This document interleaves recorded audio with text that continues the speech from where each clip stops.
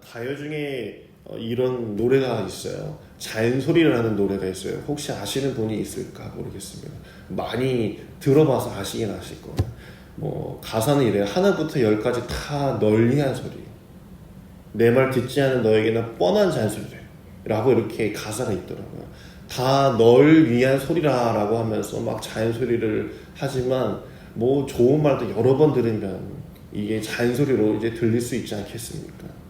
자녀들에게도 인내심을 가지고 뭐 타이르고 하지만 잔소리를 안 할래야 안 할 수 없는 게 있어요. 자녀를 키우면서 조금씩 깨닫는 거는 혼낸다고 해서 변하는 게 아니다라는 걸 조금씩 알게 되는 것 같습니다. 뾰루퉁한 그 표정을 볼 때면 이렇게 한 대 이렇게 때려주고 싶지만 그럴 수 없어요. 그렇죠? 그냥 이렇게 타이른다고 해가지고 되는 게 아니더라고요. 잔소리 한다고 해서 사람이 바뀔 것 같았으면 어쩌면 예수님도 저희한테 잔소리 엄청 하셨겠죠. 근데 바뀌지 않는 걸 아시기 때문에 우리에게 잔소리를 하지 않으실 겁니다. 살아가면서 말을 안 하기는 그렇고 어쩔 수 없는 상황에서 화도 내기도 하고 잔소리를 하지만요, 사람이라는 것은 다른 이에게 공격을 한번 받으면 그걸 막 내가 진짜 잘못했구나 하면서 막 자책하고 막 회개하고 하는 게 아니라 오히려 방어 기질이 나타나서 오히려 공격한 사람이 똑바른 소리를 하더라도 바른 말을 하는 사람한테 더 공격을 하게 되어 있는 게 사람입니다. 그래서 관계가 더 악화되기도 하고 화를 낳기도 하는 거예요. 오히려 그 마음을 들여다보고 위로해주고 또 안아주었을 때 그 행동과 마음이 변하는 것을 볼 수 있습니다. 그런데 이런 거는 살아가면서 다 아는 거예요. 그렇죠? 뭐 인문학 강좌에서도 책에서도 이런 거 수없이 봐요. 이런 게 어려워요. 그렇죠? 누가 이런 걸 모르겠습니까? 잘 안 돼서 문제인 거죠. 그 시대나 바울이 살던 시대나 우리가 지금 사는 이 시대나 신앙인들도 다르지 않을 겁니다. 본문에서 이 주의 종들의 삶이 어떠해야 하는지를 말해주고 있어요. 24절에서 25절까지 보면요, 주의 종은 마땅히 다투지 아니하고 참으며 거역하는 자를 온유함으로 훈계하지 라고 이렇게 말씀하고 있죠. 사람을 대하는 태도를 두 가지라고 얘기했어요. 하나는 다투는 거, 하나는 온유함으로 훈계하는 거라고 이렇게 이야기합니다. 마음을 넓게 쓰라는 거죠. 그러나 마음을 넓게 쓴다는 것도 쉽지 않은 거예요. 다 알지만 그게 어려운 거죠. 어떤 아이가 그러더라고요. 교회에서 어떤 아이가 저한테 그래요. 저희 엄마는 교회에서 안 왔으면 좋겠대요. 교회 계속 있었으면 좋겠다 라고 얘기하더라고요. 왜? 라고 묻자 그 아이가 그래요. 교회에서는 엄마가 나를 혼내지 않더라고요 라고 이렇게 이야기하는 거예요. 교회에서는 항상 이렇게 온유하고 항상 미소 지으며 그러지 마라 그래서 이렇게 대하잖아요. 그렇죠? 신앙의 진정한 모습은 교회 문 밖에서 시작되는 거예요. 신앙인은 교회 안에서는 얼마든지 뭐 거룩해 보이고 아멘하면서 온유해 보여요. 하지만 진정한 신앙은 내 안에 어떤 마음, 예수님이 내 안에 있느냐 없느냐는 교회 문 밖에서 시작하는 거죠. 제가 전도사 때였어요. 그 청술교회라고 이 성북동 지방이 있어요. 그 이제 서울에 있죠. 기름역에서 이제 올라가면 있는 교회입니다. 항상 이제 마을버스를 타고 기름역에서 타고 올라가야 했어요. 근데 제가 맨 뒷자리에 앉았는데 어떤 한 여자 두 분이 앞에 타 있었어요. 이제 나이 한 50 넘으신 분들이었어요. 근데 두 분이 앞에서 누구를 계속 이렇게 욕 아닌 욕을 막 하는 거예요. 사람이 다 들리잖아요. 앞에서 이렇게 얘기를 하면은 막 욕도 막 이렇게 조금씩 섞고 가서 이렇게 하시길래 저렇게 욕을 찰지게 하시나, 제발 교인만 아니었으면 좋겠다 라고 이렇게 생각하고 창문 보고 가고 있었는데 한참으로 올라가다가 정릉 초등학교에서 이 한 분이 이제 내리면서 다른 한 분한테 그러더라고요. 박 집사 잘 가라고 이렇게 얘기하시는 거예요. 뭐 집에 있는 집사를 얘기하겠어요. 다 교회 집사라는 거 다 알거든요. 그거 정릉 감리교 바로 앞이었던 것 같아요. 교회 안에서도 주님의 뜻처럼 온유함으로 훈계하지 못하고 다투는 경우가 참 많습니다. 예수께서도 말씀하셨죠. 마태복음 7장 5절에 내 눈에 들보를 먼저 빼라 라고 말씀하세요. 너 것도 보지 못하면서 남의 그 티끌 하나 가지고 지금 뭘 이렇게 훈계하고 다투려고 하느냐 라고 주님께서 말씀하세요. 그것은 사랑으로 덮어주라는 말씀이에요. 아무리 화를 내고 꾸짖는다고 해가지고 될 거였으면 나도 너희들한테 꾸짖고 잔소리했겠지 왜 내가 일부러 십자가를 지었겠느냐라고 예수님께서도 말씀하시는 거죠. 속담에도 이런 말이 있죠. 원수는 어디다 새기라 그러죠? 물에 새기고, 그렇죠? 은혜는 돌에 새기라 라고 이렇게 이야기합니다. 그러나 우리는 거꾸로 하는 경우가 참 많아요. 그렇죠? 잊어서는 안 될 소중한 은혜는 물에 새겨버리고 잊어야 하는 그 원수는 돌에 새기는 경우가 참 많습니다. 두고두고 기억하죠. 오늘 말씀은 다툰다고 해서 해결되는 것도 아니고 훈계한다고 해서 돌아오는 것도 아니라라고 바울은 이야기합니다. 우리에게 하나님께서는 예수 그리스도를 보내주시면서 그 보이신 그 모습을 바라봐야 된다라고 말하고 있어요. 오히려 작은 다툼으로 인해서 하나님의 말씀에 힘이 떨어지는 것이 염려가 된다라고 그는 생각했던 것이에요. 창세기 32장을 보면요, 야곱이 하나님과 씨름을 하는 그런 사건이 있습니다. 이 형을 만나러 가기 그 전에 씨름을 했다라고 표현을 하고 있죠. 그 씨름에서 야곱이 이기게 됩니다.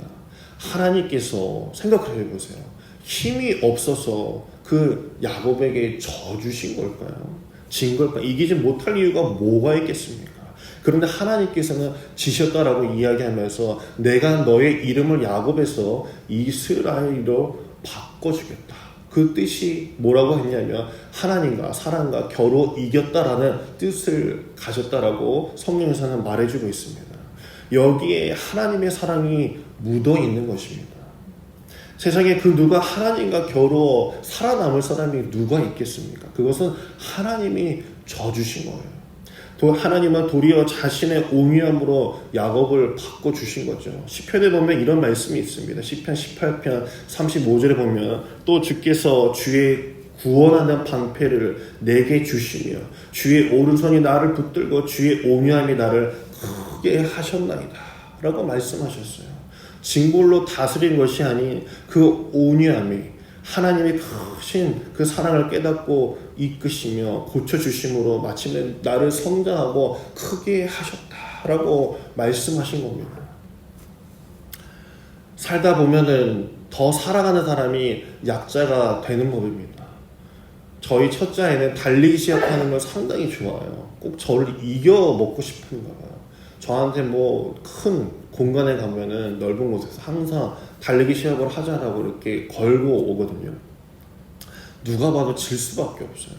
아직까지는 제가 키가 크고 다리가 길기 때문에 걔를 이길 수 있어요. 근데 제가 이제 양보를 해주죠. 넌 한 10m 앞에 가서 뛰어라 라고 하면 굳이 그럴 필요가 없다라는 거예요. 저를 아직까지 깔봐요. 나는 널 이길 수 있다고 하면서 저희 아이는 아직까지 저를 깔고 아빠 정도 이길 수 있다고. 그러면 저도 막 달려가면 충분히 이길 수 있지만 끝에서 이제 느리게 가면서 져주죠. 그 부모의 마음인 것 같아요. 더 사랑하기 때문에 씩씩거릴 거 알기 때문에 그런 거죠. 우리의 불순종과 죄악에도 불구하고 끊임없이 우리에게 져주시는 하나님의 은혜가 있기 때문에 우리가 오늘날 신앙생활을 할 수 있는 겁니다. 그 십자가라는 은혜가 있기 때문에 우리에게 잔소리하고 화내셨으면 이전과 같이 홍수 한 번 계속 되풀이 하시면 그만인 거예요. 하나님 입장에서도 리셋하면 그게 편하실 거예요. 하지만 하나님은 우리에 대한 사랑이 더 크시기 때문에 우리를 끝내시지 아니하고 져주시는 하나님의 은혜가 있다는 거죠. 또한 우리를 대신해서 십자가를 져주시는 하나님의 그 예수님의 은혜로 말미암아 우리가 살아남은 거예요. 하나님은 우리에게 져주시고 예수님은 우리에게 십자가를 대신 져주시는 은혜. 라임이 아주 좋지 않나요? 하나님은 우리에게 져주시고 예수님은 십자가를 져주시고. 로마서 5장 20절에 보면 이런 말씀이 있습니다. 죄가 더한 곳에 은혜가 더하도다. 죄가 더한 것에 은혜가 더욱 넘쳤다라고 주께서 말씀하십니다. 우리의 범죄와 허물, 나약함과 게으름 속에서도 하나님을 참고 용서하신다는 거예요. 도리어 은혜를 더 부어주시는 줄 믿으시길 간절히 바랍니다. 우리보다 우리를 더 사랑하시는 하나님이 있는 거예요. 그렇기 때문에 내가 주장해야 할 그 권리마저도 사랑을 위해서, 영혼을 살리기 위해서, 나의 가족과 그 공동체를 세우기 위해서 내려놓는 것, 그것이 예수님을 닮은, 예수님의 제자라고 자처하는 우리의 모습이 되어야 되는 것이에요. 동화에서도 이런 이야기가 있죠. 행님과 바람이라는 그 이솝우화에서도 보면 행님과 바람 중에 누가 나그네 옷을 벗길까? 라고 이렇게 묻고 있죠. 바람이 막 불면 오히려 그것 때문에 그 나그네는 옷깃을 더 이렇게 잡고 있어요. 하지만 행님이 그 나그네에게 비춰줬을 때 오히려 따뜻함으로 그 옷을 벗었다라고 이렇게 이야기합니다. 그 사랑이 세상을 따뜻하게 만든다라는 그 비유적인 이야기입니다. 우리 하나님의 그 사랑을 받은 이들이 이 세상을 차갑게 만드는 것이 아니라 우리를 높여주셨듯이 우리의 입에서 훈계로 다툼으로 이어지는 것이 아니라 우리의 온유함으로 하나님의 사랑으로 이 땅을 따뜻하게 구원으로 이끌 수 있는 저와 여러분에게 간절히 원합니다. 각자 주어진 자리에서, 주어진 위치에서 나의 당연한 권리를 주장하지 아니하고 혹시 내가 화를 낼 수밖에 없는 상황일지라도 그의 마음을 위로하고 한 번 더 안아주고 한 번 더 생각해봐 주는 그 예수님의 마음처럼 그 위치를 가졌을 때 오히려 가정을 살리고 교회를 살리고 또 믿지 않는 이들에게 본을 보여서 덕을 쌓을 수 있는 저와 여러분이 될 줄 믿습니다. 예수님을 따르는 저와 여러분 되기를 간절히 소망합니다. 기도하겠습니다. 사랑의 하나님, 영원히 죽을 수밖에 없는 죄인들을 버리지 아니하시고 온유함으로 구원해 주셔서 감사드립니다. 우리도 주님의 온유한 성품을 배워 연약한 이웃을 사랑으로 품을 수 있게 하여 주시옵소서. 그리하여 주님이 보시기에 아름다운 삶을 살아가게 하시고 풍성한 화평을 누리게 인도하여 주시옵소서. 모든 것들이 뜨겁게 익어가는 계절입니다. 무더위 속에 열심히 삶을 가꾸는 사람들과 쉼을 얻는 사람들도 있습니다. 모든 사람들이 사는 방법은 제각기 다르지만 이 계절에 하나님을 기억하며 주님 안에서 안식을 누리게 하여 주시옵소서. 주여, 오늘도 앞으로 알 수 없는 이 안개 같은 이 시기 속에서도 주님의 전에 나와 당신을 붙잡습니다. 이 계절의 열기보다도 더 뜨거움으로 예배하게 하시고 기도하게 하시며 성령의 충만함 속에서 강하고 담대한 성도의 삶을 살아가게 하여 주시옵소서. 오늘도 담임 목사님을 위하여 기도하오니 성도들을 위해 항상 눈물로 무릎으로 간구하시는 우리 목사님의 기도에 귀 기울여 주시고 영육간의 간절함을 더하시며 성도들을 아버지 바른 길로 인도하도록 성령 충만토록 하나님의 크신 능력을 베풀어 주시옵소서. 그 말씀을 통하여서 듣는 이와 전하는 이에게 하나님께 크신 능력을 더하시며 은혜를 베푸시며 새로운 힘을 얻어 아버지 삶의 터전에서 예수의 향기를 전하는 삶이 되도록 인도하여 주시옵소서. 또한 이른 아침부터 주의 자리를 지켜낸 봉사자들에게도 아버지 은혜를 더하여 주시옵소서. 또 해외 각지에서 그 먼 곳에서 군복무하고 있는 형제 자매들에게도 주님을 바라보고 있는 모든 이들에게 하나님의 은총이 있도록 인도하여 주시옵소서.